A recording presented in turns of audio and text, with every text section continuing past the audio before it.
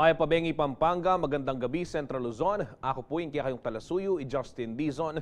Arani na po rin mga regular balita ngayon Huwebes, October 5, 2023. Governor Dennis Pineda may nabilin niya kareng barangay opisyal. Edo Papa Bren Magbola, reni pong malasing. Kulang laking pamagplano ring alibang government agencies anya ay leda magagamit. Masalese ing karelang pondo agpangpuyan king Countryside Development Advocate ay Rene Romero. Business tycoon ay Dennis Anthony Uy, sinumpane ang timong Special Envoy to Korea for Digital Transformation. Dagdag peso sa Pasay, bagumpisa na po king October 8, inanunsyo na ng LTFRB. At kasakitan na denasa na ning metong talaturo ketiking San Fernando, Pampanga, mamiya pong inspirasyon. Karayin kayang estudyante, ampong co-teachers.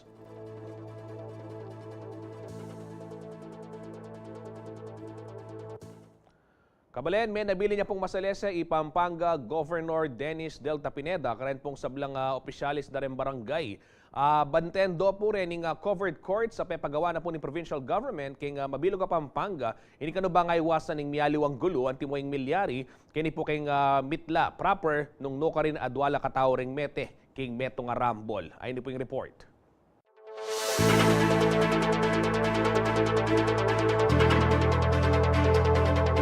Eyo papagbola ring malasing. Apinining inutos ng Pampanga Governor Dennis Delta Pineda, karen pamuntok na rin balang barangay katukining milyaring rambol keng covered court ning barangay Mitla proper ning Porac, Pampanga anyang Domingo, October 1. Metela pauli na ning pamanyaksak deng mikapatad ay Machu more than 26 anyos at Imario 25 anyos. Basikeng inisyal na investigasyon dareng pulis, may kapikunan laking piyalong dening biktima at reng mitatang sospek ay Robert at Rex Save. Kay batdang mi pustahan na 250 pesos. Agpangkang Governor Pineda, katungkulan dareng barangay official ang magbante kareng covered court, ape talakad na ning provincial government bang kanita nga iwasan ing nanumanggulo. Within the province, ang pakiusap ko sa mga barangay official, kahit hindi sila nagpapaliga, kahit sino pa ang private group yan, bawalan nila kung nandyan sa area of responsibility nila, all officials, all elected officials, barangay to municipal, if there's a league na ang mga players nakainom, pa-stop nila yan. May kisabi yan naman kareng kay katamong kabalen ing gobernador ametong muring basketball coach na eda sa samutan pustahan ing pamagbola. Any sports dito sa atin, huwag nilang hahaluan ng pustahan. Magkakaroon cause ng gulo talaga dahil magpikunan. Pag yung mga natalo at hindi sanay, hindi marunong tumanggap ng pagkatalo, yan ang pagsisimula ng gulo. Purpose natin dito sa paglalaro, yung sportsmanship, yung maka-create tayo as a team, teamwork, yung health natin, maayos natin. Yun yung mga bagay na dinadala itong baga-outcome nitong sports, pero hindi dapat mapunta sa ganitong bagay. Midwang naman saop ing gobernador kareng likwandang pamilya reng mikakapatad amorden. Medyo problemado ho dun sila sa autopsy eh. Wala na, naayos ko na ayusin yung autopsy ko. Pinaayos ko na kay PD. Opo. Gob, Binigyan ko na kung ano yung mga dapat bayaran. Samantala, pamuring kanumakapanwala ay Maria Claire Hayan keng milyari king kayang asawa ay Machu. Ing dapat sanang simple mong aldoning painawa para karela, mira siya pa king trahedya. Yung nahawakan ko na po yung asawa ko, nagulat naman po ako yung kapatid niya po na inano po ng bato sa ulo. Yung nandun na po siya sa saresa. Tapos bigla po siyang natumba. As of October 5, panintunan do pamurin deng sospek at tubong Katanduanes. Kaba nga sunek yung kustodiya ng Department of Social Welfare and Development o DSWD ing metong dangkaan na ka menor de edad, uling sangkuyan na maniniking gulo. Makisabi naman ng Indadari Macho at Mario na sana adakap danala ring mekamate ka ring kayang anak barang akway ngustisya. Para po silang mga baboy na kinatay pong tatlo. Wala pong kaawahan gumawa sa kanila. Aking kayong talasuy ay Paulo G. Santos, ating pusong makabalen. Kulang la po king pa magplano ring aliwakan ng government agencies anya edo agagamit masalese ring karelang pondo. Hindi po yung kapanwala ng Pampanga Chamber of Commerce and Industry Incorporated o PAMCHAM, past president ng pong director Rene Romero at dikil po kening milyaring pamag-budget na ning national government. Agpangpuka Romero, masanting mo naman, namila ko na retang confidential funds, ang pong intelligence funds, uling dapat po kanong abalo na rin kay katamong kabalen, nung ka rin lang miraras dening karelang babayarang buwis. Sa inyo po yung report.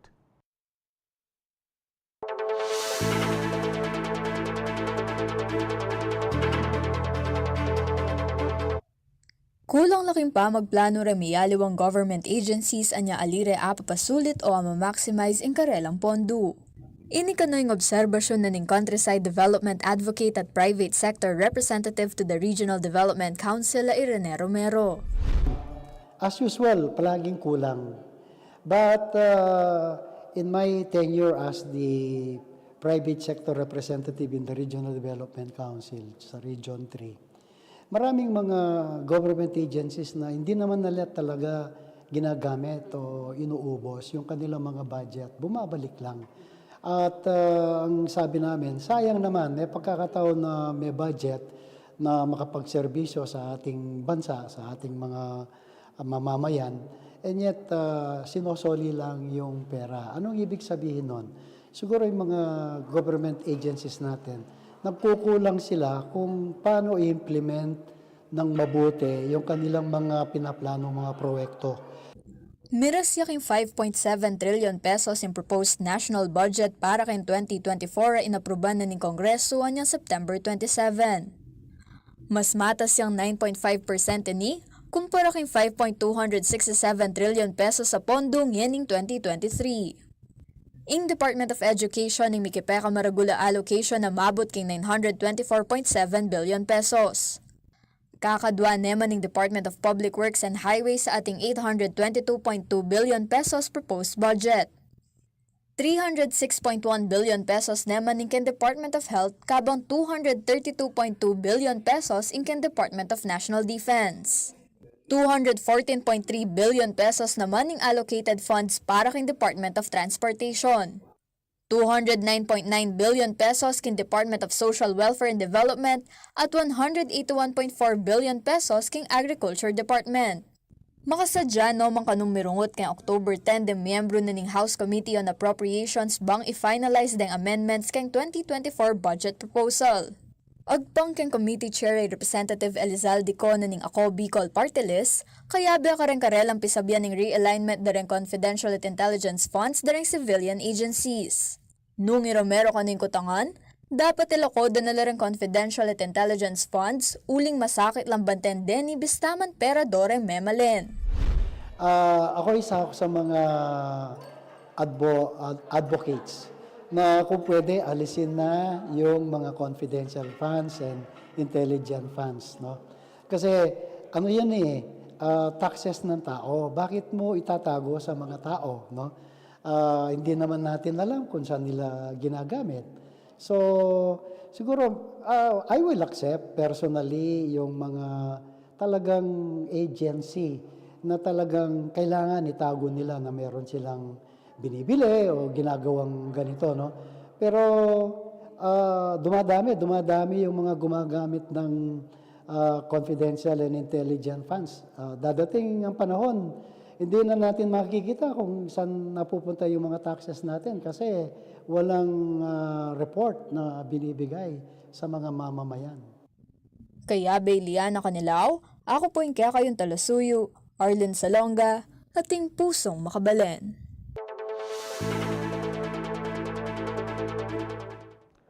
Kabalen, malapit na po yung Pasko niya, dagsan na la rin po rin, pong manyaling ang pong mamisaling Christmas decorations nila, lalo na po ketiking Pampanga. Kaugnay na po ni Timig Babalaya ing Department of Trade and Industry o DTI.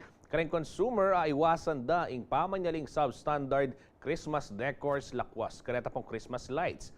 Agpangpong DTI, kailangang laweng masalese nung ating Philippine Standard Mark o PS Mark ang pong Import Commodity Clearance o ICC sticker apakapaskil po kareng packaging daraning may sabing produkto. Patsiikit yun na lang, ring sticker, malyari lang pong scan deni, kingkaya kayong cellphone kapamilata na po ning ICC Verification System app bang makasigurong substandard in pong asali yung produkto. Samantala, bukod po kayong verification system, may gumpisa na lang naman kanong lumibot. Then pong talapagobra na ng DTI, bang monitor lang personal, then pong mamisaling Christmas decorations. Pelalo kanong magtinda, kareng online shopping platform, babantenda la. Uling dakala mo naman, deng man-order ka rin, karas ka rin gamitang dekorasyon. Babala na po ng DTI, kareng manufacturer, importer, ang pong retailer, ataluki, ketang Bureau of Philippine Standards, product certification, at malyari lang kasing bidalumang kaso o violation po king Republic Act 7394 o mas kilala pong Consumer Act of the Philippines, ang po itang RA 4109 o ing Standards Law. Pakiramdaman tayo po yung pasyag ng Gerardo Maglalang, ing Division Chief na po ng Consumer Protection Division ng Department of Trade and Industry, Ketipo, King, Central Luzon. Binabantayan po namin kahit online, hindi po sila makakalusot. And kapag ka po nakita namin na merong mga binibentang hindi certified, walang ICC o hindi siya PS licensee, sinasabihan namin yung Shopee, yung mga platform natin na yung mga yan ay hindi certified. Tinatanggal nila dun sa platform.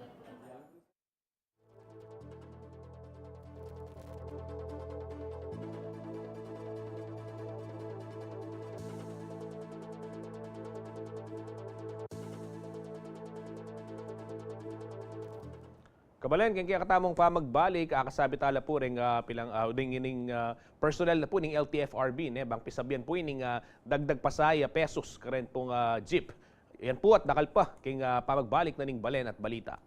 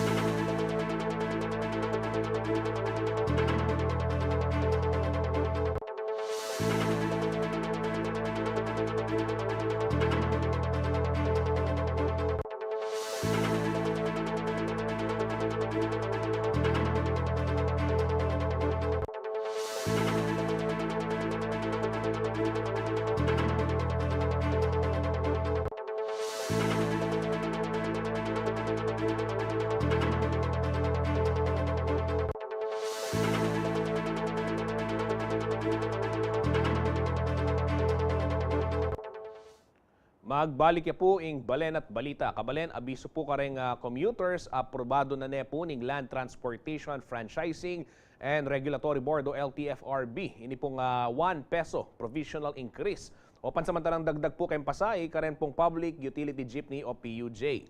Epektibo ya po ini nationwide. Kaya pong daratang Domingo, October 8, bagumpisa alas 12:01 ning abako ning ganingaldo. Buri na pong sabihan ini, maging niya pong 13 pesos, yung kasalungsungang 12 pesos, pamasahe ka rin pong traditional jeepney. Kabang ita pong dating 14 pesos sa pasahe ka rin modern jeepney, mitas siya pong pesos na maging niyang 15 pesos. Inganon siya ngayon ng LTFRB, pauli na po ning hearing, king pilatanda po rin may yalo ang transport and commuter groups. Dikil po king karelang petisyon na 5 peso fare increase, uli na ning tuki-tuking pa magtas presyo ning gasolina.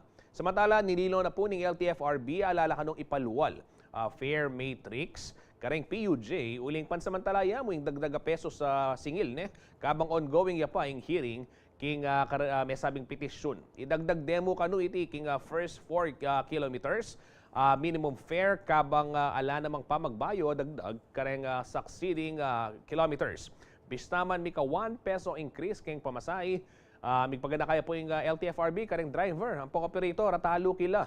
Kaya pong batas, mamaya discount kareng senior citizen, persons with disabilities, ang popo rening kaya katamong estudyante. At para po pisabihan ng balita ngayon, nakayabi tayo po via phone patch, Attorney Jen Rodriguez, hearing officer na po ng LTFRB Ketikeng Central Luzon. Magandang gabi po, Attorney Jen, at welcome muli dito sa ating programa, Balen at Balita, sa CLTV 36.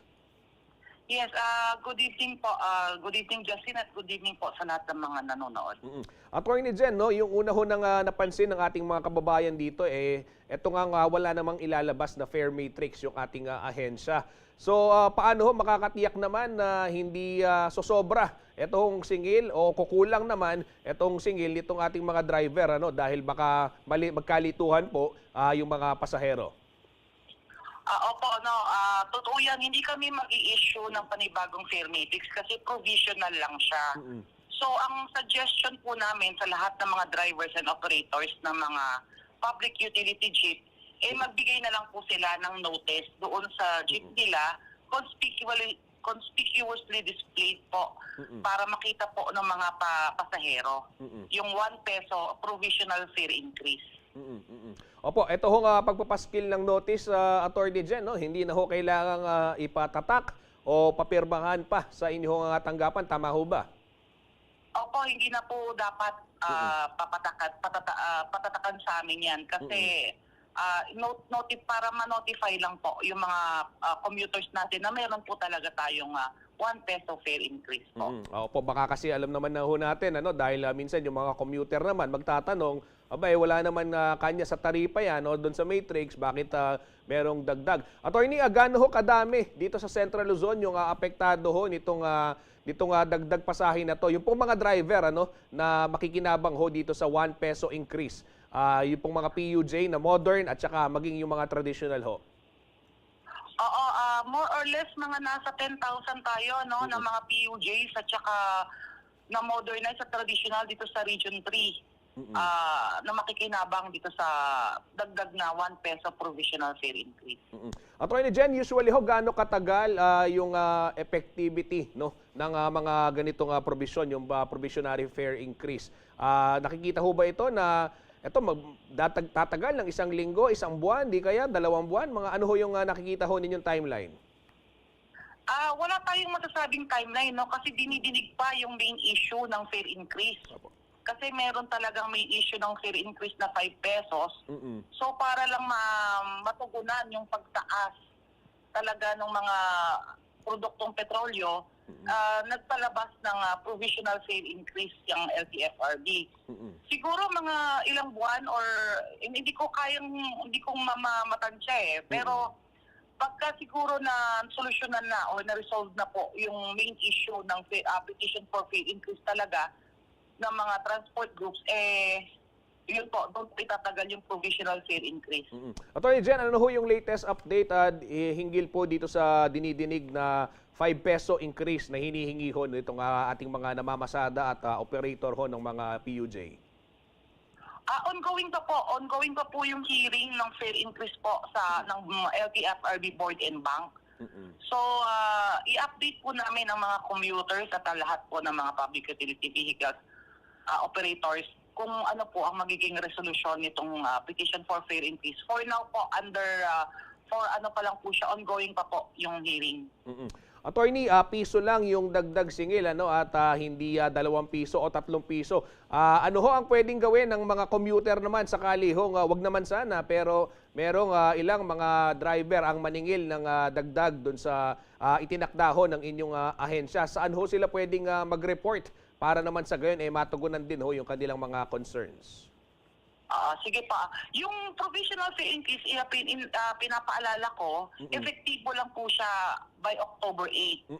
So kung meron na po maniningil ng taas pasahe ngayon, bago mag-October 8, pwede po na magreklamo sa ating official Facebook page.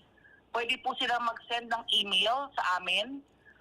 Paki-indicate na lang po yung plate number ng sasakyan, and as much as possible po magbigay po tayo ng evidence para po ma-issuehan po natin ng show cause order yung operator at driver. At kung mapapatunayan naman po na talagang sobra sila po sa singil, is pwede po silang mapatawa ng penalty na 5,000.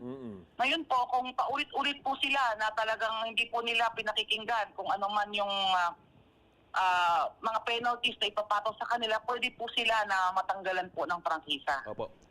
Attorney Jen, sa inyong pagkakaalala, sa nagdaang mga buwan siguro, probably 2023 or noong nakarang taon, 2022, meron ho ba talagang mga nagsusumbong na mga commuter sa inyong tanggapan? O marami kasi siguro sa ating kababayan, hayaan mo na, piso lang naman, 3 piso lang naman. Pero sa inyo, nakaabot ho ba talaga? May mga talagang lumalapit ho ba?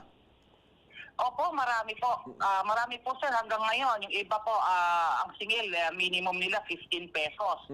So marami rin po tayong nape-penalize na mga operators sa pag-fare overcharge. So hindi po biro po yung violation na fare overcharge kasi pinapaalala ko, pwede pong matanggalan ng prangkisa yung operator po kapag paulit-ulit po ang kanilang violation. Okay, maraming salamat po, Attorney Jen Rodriguez, ang hearing officer po ng LTFRB dito sa Central Luzon. Ma'am, mag-iingat ho kayo. Apo, thank you po. Yan, kabalen, dibdam tayo po, Attorney Rodriguez ng LTFRB, Region 3, dikil po kaning dagdag pasay na kailangan pong patupad.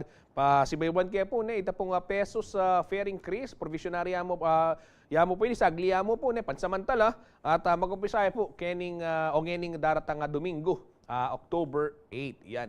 Ken po nga liwang balita, sinong pane po ang timong Special Envoy to the Republic of Korea for Digital Transformation in Kabalentamoy, Dennis Anthony Uy. Agpangking bayong lukluk ka diplomat, kaya be po kanu karen kaya nga di ng pansin o dapat di ng pansin ng gobyerno. Ini pong automation na rin proseso, excuse me po, at bawasan na rin po yung human intervention bang kanita iwasan muna maning corruption. Mamalitaya po Paulo G. Santos.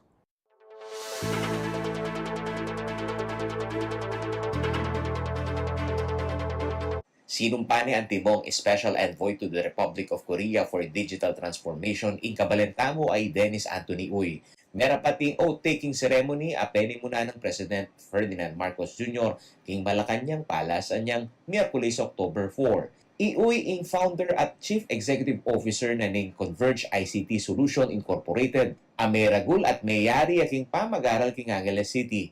King kayang speech anyang Investors Night king Mexico, Pampanga, anyang Lunes October 2, sinabi na ning bayong lukluk at diplomat at dakal dapat isamas king immigration system na ning bangsa. Ang dami ng problema umabot na sa kamay ko. In fact, last week, we just addressed the case of arriving tourists from Korea. Ambassador Lee is complaining to me directly. Kinakakap natin yung mga ating tourists. Pasok sila, they contributing our tourism industry, and isa-isahin natin binabasahin yung bag nga mukhang bago sila pumunta dito sa atin, dumaan sa proper screening, lahat yan dumaan sa securities. Why we should do this? Kaya ano ka rin dapat dinan pansin ng gobyerno yung automation na ring proseso at bawasan na mo rin yung human intervention bang kanitang aiwasan mo naman yung corruption. Number one, visa online is not there. You can apply online because of the digitalization we have today. Bakit natin pinahihirapan? Quota system, more than 100 a day. Why ano mangyayari sa tourism industry natin? Third, pagpasok mo sa immigration, may isang room para kausapin, forward, para magbigay ng how much bago papasok. It's about time we need to correct all this image, and our country is become the name sa labas, hindi medyo maganda. Agpangking Kapampangan Business Tycoon, lakwas siyang manawa ing ekonomiya nining bansa nung dakala pa ring turistang buntake katamo. More visitor to our country, the more business to the Philippines. Hotel, pamangan, transportation. Imagine, halagaan tana rin bisita tamo. Lulupla pa mo, matitana problema, how we can help encourage more. Imagine, this is the best beaches in the world. Akin kaya kayong talasuyo ay Paolo G. Santos, ating pusong makabalan. Kabalan, ako po mama ko, dakal pabalita, kingke kaming pamagbalik.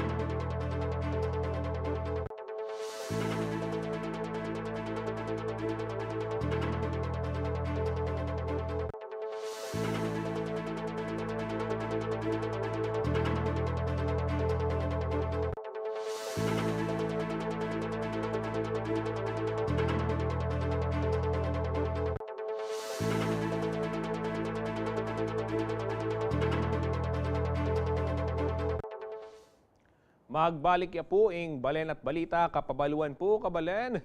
Malyari no pong i-renew. Kaya ni pong miyalawang schedule niya, then pong driver's license na may expire. Manibat po niyang April 1 hanggang niyang September 30. At agpang po king Land Transportation Office, automatic lang pong mapasu. Dening lisensya ma-renew. Paltomi na po kaya kayo dening schedule niya nung kapilan. Arani po, data pong may expire manibatan niyang April 1 to 30.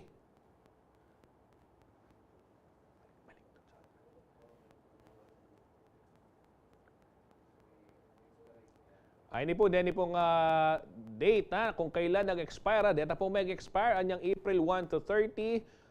Pwede na ko pong mag-renew mag-umpisang October 6 tangga na pong October 31. Kay bat data pong May 1 to May 31, pwede kong mag-renew November 1 hanggang November 30. Data pong mag-expire naman ay June 1 to 30, pwede lang i-renew rin kaya kayong lisensya king December 1 hanggang December 31. Noong mag-expiring lisensya mo kabalen ay July 1 hanggang July 31, pwede ko pong mag-renew kay tutukin ng banwa January 1 to January 31, 2024. Dito naman pong mag-expire niyang August 1 to 31, pwede lang mag-renew kay February 1 hanggang February 29, 2024. At dito pong may pasu, laring karerang lisensya, niya na pong September 1 hanggang 30 ni Setyembre. Pwede na kong mag-renew kay March 1 hanggang 31, 2024.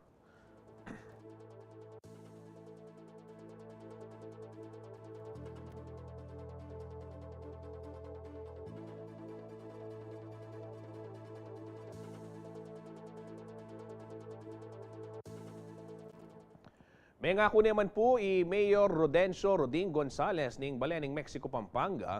Agawa na pong mas business-friendly kaya pong sasakupan. Dapat tayo nagkatala rin po din pong kakatamong investor sa mamunan kano king karelang Balen bang dakala pa ren tao Mexico Medinan Obra. Ay ni po yung report.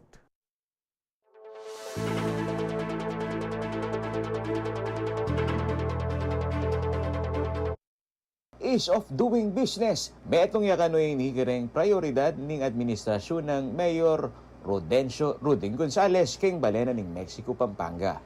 Nakakasiguro po kayo. Sa akin bilang alkalde ngayon, aalisin ko po ang red tape. Kayong mga negosyante rito, siguraduhin ko po sa inyo na ako bilang alkalde ng bayan ito, ni isang sentimo hindi po ako ihingi sa inyo. Inamuyot na lamo naman ning pamuntok na ning Balen, reng negosyante a mamuhunan king Mexico. Ing sa upyo, itang ibeyo ka na ako, yapin itang pamag-investyo kaya king Mexico, bang kanita makapag-create kong dakalawobra, aso man koreng kabalen ko. So may convince siya kanita, sabi ko, sopan na kay sir. Pero ko po intindihan, ala akong adwan, ni meto nga sentimo. Siguro po, bigla kanita. Lunes, October 2 niyang niyayabe lareng niyaniwang miyembro na ning business sector king Investors Night king Mexico. Sponsor ning event Special Envoy to South Korea ay Converge ICT Solution co-founder and CEO Dennis Anthony Uy. Iuy ing appointed chairperson na ning bayong talakad ang Mexico Chamber of Commerce and Central Country Estate Incorporated o MCC-CCE. Presidente naman gani Architect Nestor Mangyo, amemiel lugar king okasyon. Agpangkang uy, maulagaya ing pisa sa metong daring negosyante bang lakwas misensu lareng karelang negosyo at lakwas ng makapamye obra kareng dakalatawo. Pepakit na mo rin uy ing kayang investment king Balening, Mexico ausa ng Tech City. It's more, we need to put the ecosystem for the opportunity, especially for the Kapampangans. A lot of engineers graduate here, they just burida, tambing na lulwal. Kasi you cannot blame them, wala naman puntalan eh. Ita concrete ng ating opportunity. Important to make a business organization to helping the Mexico to develop, no? So at this, karim businessman, they can encourage more business to come invest to Mexico. End of the day, the more investment, the better for job opportunity, right? Tinagunla mo naman kung pamitipon na rin negosyante Senior Deputy Speaker at Pampanga 3rd District Representative Dong Gonzales, Iloilo Representative Janet Garin, ametong mo naman ka rin investors Kenny Pampanga, Board Member Micaela Gonzales, at dating Mexico Mayor Ernesto Punsalan. Hindi na kami kayang balian ng Dennis Uy. So karin may buo itang planong Mika Mexico Chamber of Commerce bang kanita ing approach to be professional at lalong munlad ing balin. Pagkasi ating metong chamber like Pampanga Chamber of Commerce, the Philippine Chamber of Commerce, lalong mumunlad. Kasi di kami manungkulan, this is a partnership between the businessman and negosyante. Ang po ba kaming manungkulan kayang national na pong lokal. Ako yung kayong talasuyo ay Paulo G. Santos, ating pusong mga balen.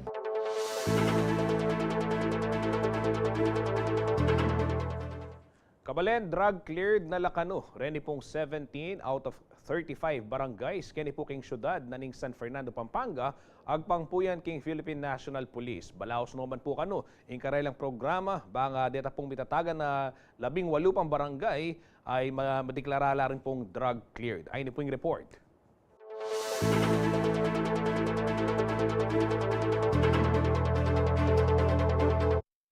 Tuloy-tuloy kanuing gagawa ng programa ng City of San Fernando Police Office bang maging nalang drug clear din sa blang barangay king syudad. As of October 5, 2023, 17 karing 35 pang barangay king syudad ding may identify ang timong drug clear dagpang Philippine National Police. Apin kening barangay na ni Pulong Bulu, Lara, Sagin, Malino, San Juan, Del Carmen, San Isidro, Santa Teresita, Juliana, Santo Rosario, San Felipe, Magliman, Malpitik, Pandaras, Sampung Panitpuan. Miyabela naman king listahan ng barangay na ng Baliti at De La Paz Norte. Ang basehan po natin dyan ang ating barangay, kailangang ma-account natin kung sino-sino ang mga list, ang mga drug personalities ng barangay, and then i-document natin sila. And then, i-encourage natin sila na mag-undergo ng community-based na rehabilitation program ng PNP. Nilino na namang bangangan na aliwaya yung kategoryang drug-free and drug-cleared. Ang drug-free barangays natin, yun yung mga barangay na kailanman hindi nagkaroon ng drug affectation.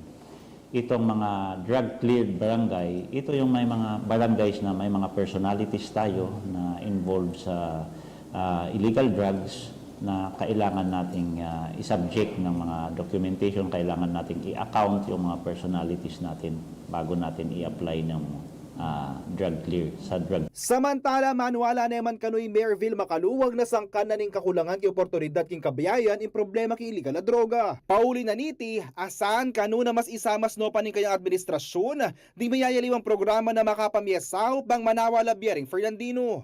Sign niya na siguro kahit papano sasansing in kabayayan, mamangat in kabayayan ding Fernandinos na. Well, syempre etamo minsan. Gradually nga pinita mo, isipan tamot panigaralan masamas nung nanugpamangailangan da aside karening social services tamo ne. So kailangan magkaroon itang employment, no? Metong nga naman talagang isipan tamo ito at talagang didiskartyan tamo nung makanano bakan ta maging mayaning kabiyayan at milako na totally in drugs kiti siyudad San Fernando. Yakoy kaya kayong talasuyoy JM De Jesus, ating pusong makabalen.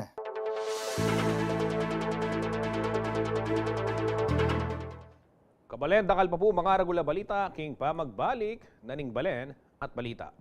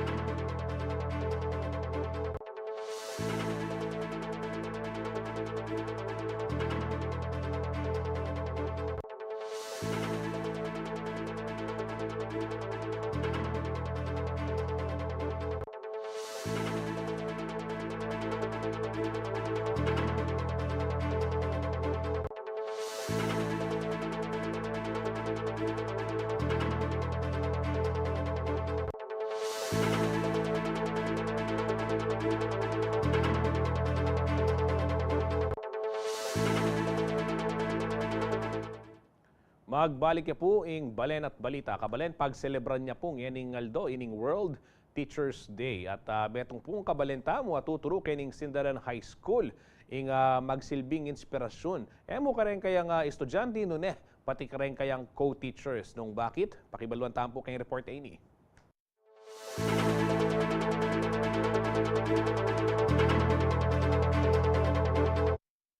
Alayang aliwang pangarap pa niyang anak kay JD Panlaki noon ay maging talaturo.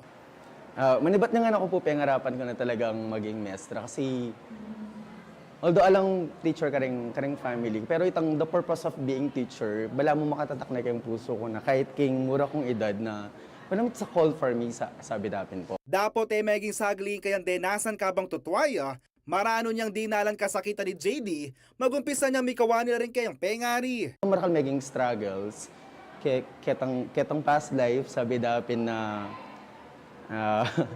from a very 10 years old ko pa mo po, may kawanin na rin ka na akong pengari. At from that, mag-start na ako mag-struggle kayong sarili ko. Akong dili, maging independent.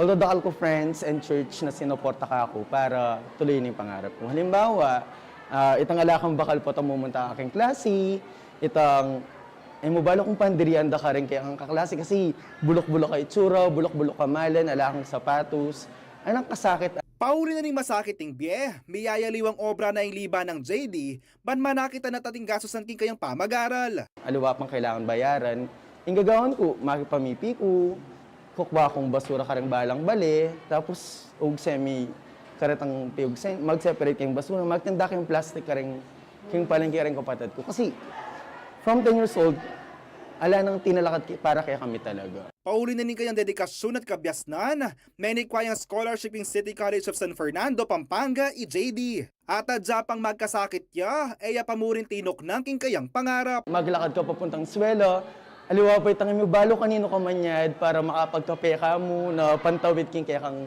gutom dapin ng karanupan sa na itang paditak-dita kasawop da rin ka klase ko, ding paditak-dita kasawop da rin ka na akong mestro. At yung kuping metong mestro, uling akakit at balo na yung kabilyanan ko. Yung manilyari, pagdala na ako pong bakal balang Aldo. Alam mo, ating bubulong ka kung mag-aral ka, tuloy mo kahit makananong kasakit. At uling sino kay JD, ayari na yung kursong Bachelor of Science and Education major in English sa niyang 2018. May sarili ang sikap king pa mag-review, bang may pasarking licensure examination for teachers. Kayari na ning egan-aganang sakripisyo king pamanigaral, metong nen talaturo king Sindalan High School. At paulo na ning kayang lugod at dedikasyon king obrat ka rin kayang estudyante, Daddy JD pa yung aos da kaya rin kayang advisory class. Kasi po kumbaga sa bahay po, naging bahay din namin po to. Tapos sobra po yung pagmamahal niya sa amin, kahit na po lagi nga po kami nasa sermon, pero alam naman po namin na gusto niya lang po kaming mapaayos. Kasi nga po, last year po, nasasabihan nga po kaming worst section, pero ngayon po, puro good feedback na po yung naririnig sa amin. Opo, kasi nung nandito po kasi kami sa Sindalan before, siya po talaga yung nagiging takbuhan namin. Tuwing may problema po kami, tapos yung ambigat na po ng feelings namin, pagod na po kami. Lagi po siyang andyan para po yakapin kami. Saludo naman kang Teacher JD din kayang co-teachers. Nagsilbiya kasi kanong inspirasyon na Limo Carela, nuneki mabilog eskwela. Sir JD at saka itong passion na emo to teach, to refine his craft is very remarkable. Makanyang kaya pong kilalay Sir JD. Sir JD po as a teacher, he's very diligent. Masipag yung buking obra, and kahit na pong ipa-obra kayo, kahit sabi-sabi, ayayari na po in time. Tsaka po masipag he is working beyond the expected. Ngayon selebrasyon na ng National Teachers Day, maragol niya kanong regalo para kang Teacher JD, nga sa lesson na labya rin kayang estudyante. Baliyo, alat ang akarap ni medyo masakit talaga yung biya, pero nang katsura na ang gata mo mukeni, na mo tutok nang na magpatuloy, magsumikap. Mo tutok na maging determinado. Mo tutok nang na aya-aya buting kaya katamong pangarap. Alata mo man kakampi datang yung Aldo, pero laging atin tamong sarili. Laging atin tamong sariling lulugot kaya katamo. Dating sarili na iyamong asan digan tama at the end of the day. Plus na lang mo retang den kaya katang dating mestra, den kaya katamong dating kaluguran, den aluwang institution. Tuloy lang, sabi dapin. Yako po yung kaya kayong talasuyo JM De Jesus, ating pusong makabalen.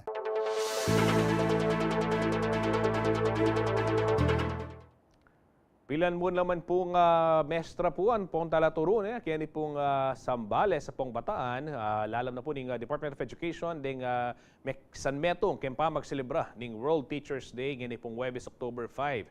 Kaya ni pong kalaylayan na bukay, metong pong blessing pong inauguration ng midaon keng yung Division Office pong workstation na ng DepEd Bataan. Midaon la rin pong Thanksgiving Mass, king kaya ni pong lugar nung rin di Bintala po. Deni pong SDO officials, personnel, talaturuan po rin lokal opisyalis. At mag-enjoy la rin po rin ng teachers, kaya pong libreng services, ang timoying eye check-up, cataract consultation, reading glasses, physical na pong medical exams, dala pong pamamaya vitamins, blood donation drive at medical examination na inampang na naman ng Bataan General Hospital and Medical Center. Samantala po, metong tree planting activity naman, yung gewa na ng DepEd Regional Office 3. Kambe po, kaya be po, dening pamuntok na ng DepEd SDO Sambales. Papilang talapagobra mo naman po, irengmen na pun, King Sitio Martin, Kawag Subic. At katukin na po yung Regional World Teachers Day Celebration, may rapat naman, ken pong Subic Sports Complex.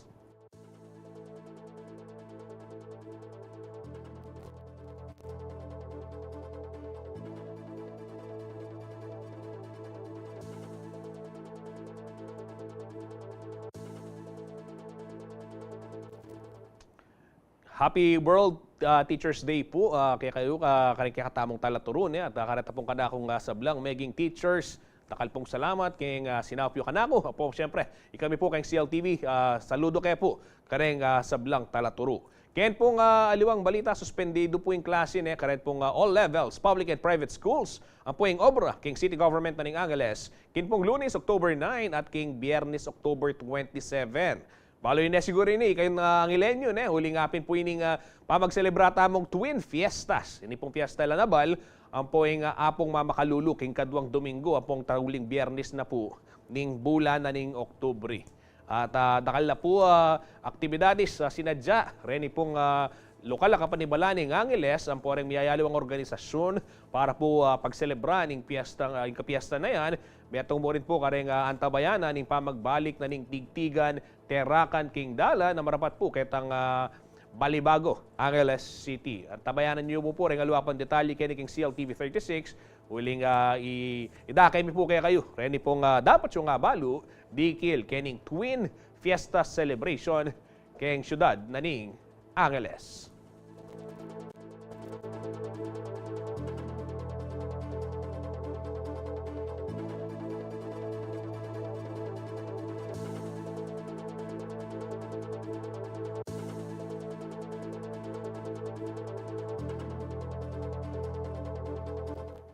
Kaya nga luwa pa pong balita, makasadya na niya kanong patupad ng Department of Trade and Industry o DTI ini pong price rounding scheme kareng suggested retail price daring basic necessities and prime commodities.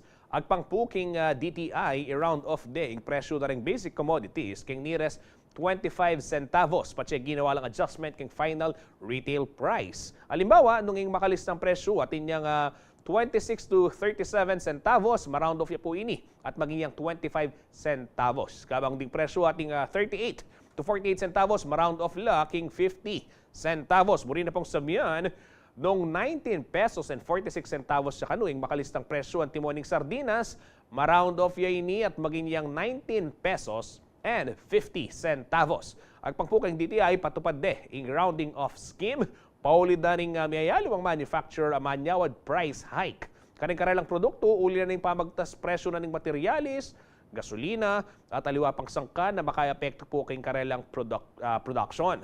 Bukod pa keti, paralan niya naman kano iti, bang mabawas yung sirkulasyon daring low denomination coins o deta pong bariyang tsama mesos ampong sentimos.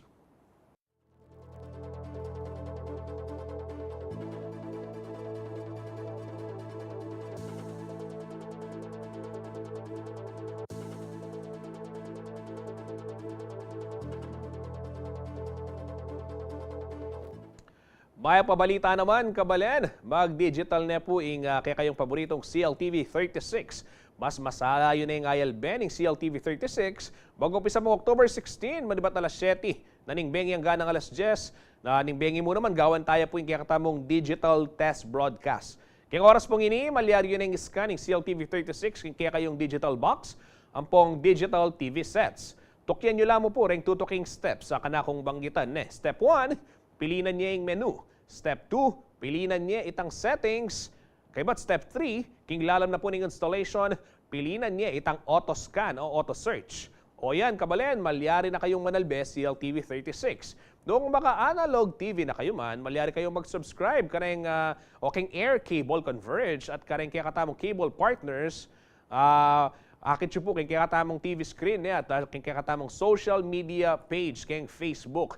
At syempre po, malyari kayo naman pong mag-subscribe kayong Signal, Channel 115 ya po yan nationwide ng CLTV 36. Para ka rin kaya kayo pong kutang po nung atin ko pong bisa ko pong payantabe.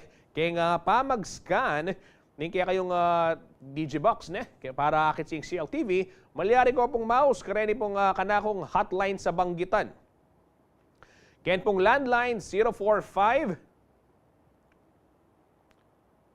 May walaya. Banggitan kayo pa sa bayo kabilan. Sige, screenshot niya po o letra 1 niya. Ay ni po, deta pong bisang pasaw, kareni pong pamag-scan ng kaya kayong Digibox, karen pong landline 045-499-3293.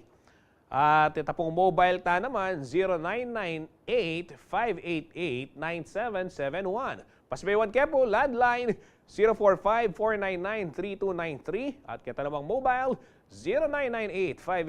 0998-588-9771. Napin po rin, di pwede yung ausan, bang aso panda kayong mag-scan at ayal ba niyo yung CLTV 36, mas malino, mas masanting.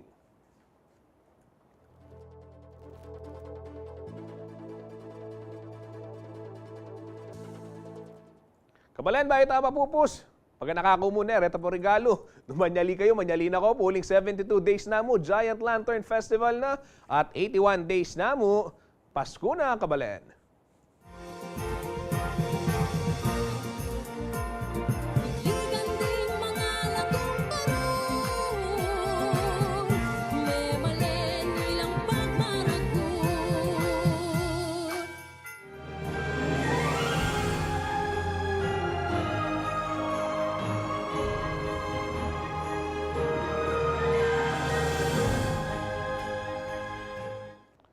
Apin po rin ng mga argula balitang kinalap na ning kaya katamong news team. Kingilagyo na po ning mabilog ang CLTV 36 News and Current Affairs. Ako po, kaya kayong talasuyo, Justin Dizon, ating pusong Bakabalen.